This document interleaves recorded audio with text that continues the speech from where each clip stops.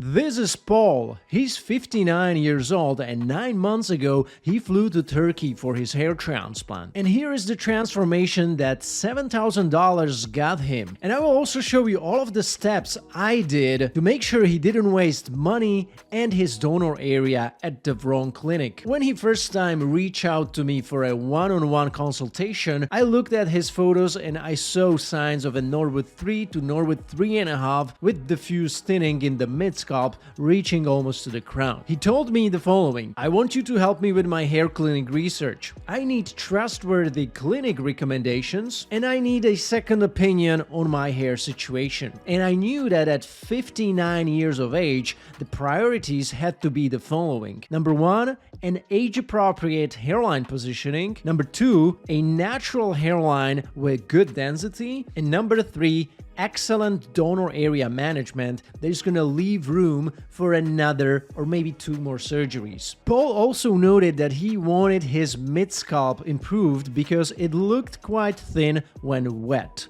and we had to do it on a budget for maximum $7,000. So this is where most patients struggle. With hundreds of clinics in Turkey offering deals starting at $2,000 and upwards, it's nearly impossible who to trust. And most patients who end up deciding for a specific clinic do it without any expert guidance and just roll the dice. Well, Paul didn't. This is Paul right after the procedure where 4,011 grafts were extracted via motorized FUE and implanted using pre-made recipient sites. Initially, we were able to see beautiful micro irregularity in the frontal hairline, age-appropriate framing of his new hairline requiring a minor reshaping of his temples as well. And what you can also notice is the higher density of the grafts in the hairline that decreases towards the mid-scalp and crown so that his existing hair won't be damaged by adding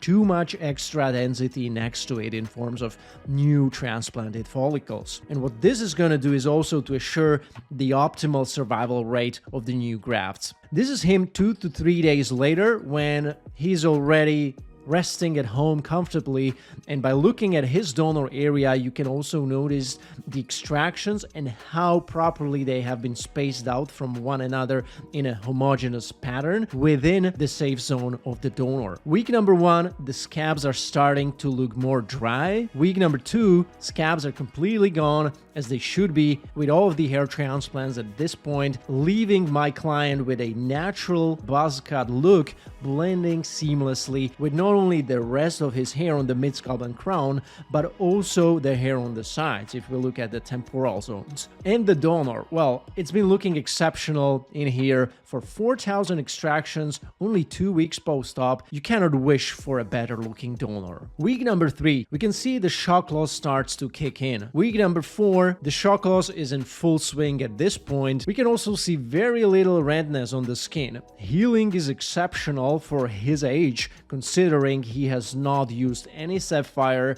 any DHI for replacement, or any techniques that are known for being falsely advertised for their minimal wounding and fast healing benefits. It is partially true, but as you can see here, it always comes down to who is doing the incisions at the end of the day. Month number 2, not much of a change compared to the previous month. Month number 3, here we can observe how the first hair starts to poke through in the vicinity of the hairline area. Usually, where you had the highest density of the grafts implanted, that's exactly where you are most likely to see the first transplanted hair growth after the shock loss is over. Now, month number 4, we can see how the growth keeps on going and going in a pretty even fashion on the left versus the right side, which is not a rule. Sometimes the newly transplanted hair regrows in a maybe faster way on the left side compared to the right side, or the other way around. And if you're experienced that the 4th month mark, 5th month mark,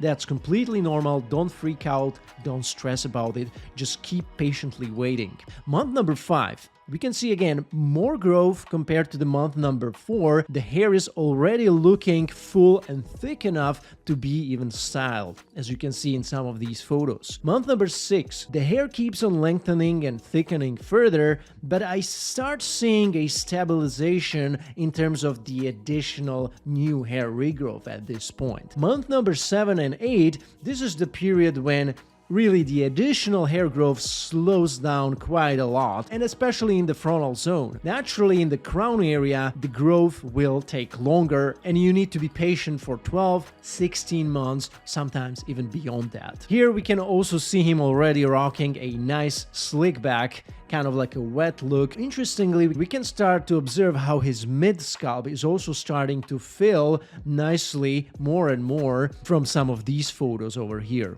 Now let's skip to the month number 9, where we stop for a moment and evaluate Paul's latest update he sent me. Let's start maybe with the hair density. As you can see here, his hair can be already easily styled up like this, kind of brush it up. If I look at his hairline shape, I think it definitely suits him very well. It has been designed with respect to his age, to his face shape. It's not overly aggressive. Now, if we look at the left and right side of his hairline, we can see that the new hairline shape looks exactly as it was designed during the consultation and resembles the drawing almost perfectly, which is an amazing feeling to have. If this was the hairline that you designed together with the doctor and you were happy with that, and now you are getting that hairline and get to experience it in real life, and it turns out to be exactly as you designed it, like, that's amazing.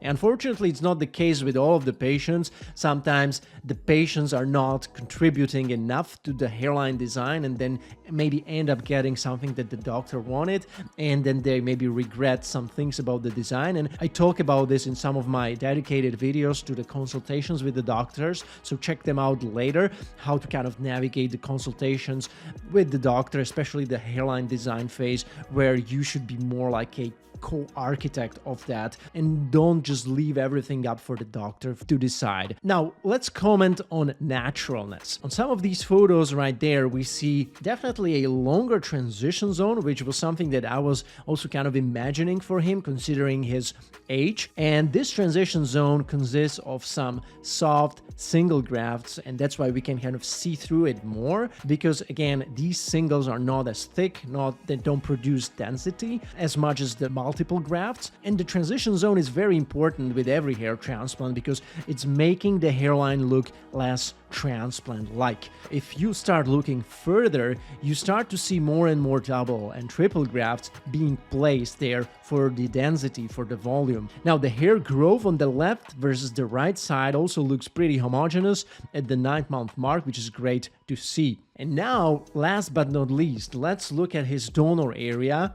And to no surprise, we cannot see any issues with the donor whatsoever, except for the fact that the small scars from those 4011 extractions would be there, and they would be visible if we were to shave his donor area right now or to do a fade, but these scars are impossible to see at this hair length, which is probably the hair length he will be kind of sticking to anyways. And considering 4,000 grafts have been harvested, the donor area looks excellent, and it's ready to be used in the future in case Paul will need another surgery. And he most likely will. Paul is not taking finasteride or any hair loss treatments whatsoever. And naturally, I mentioned the importance of finasteride to him. I mentioned the benefits, but eventually I decided to respect his preferences and his stance on finasteride. Now, if I were him though, I would at least explore microdosing finasteride or oral minoxidil to preserve the existing hair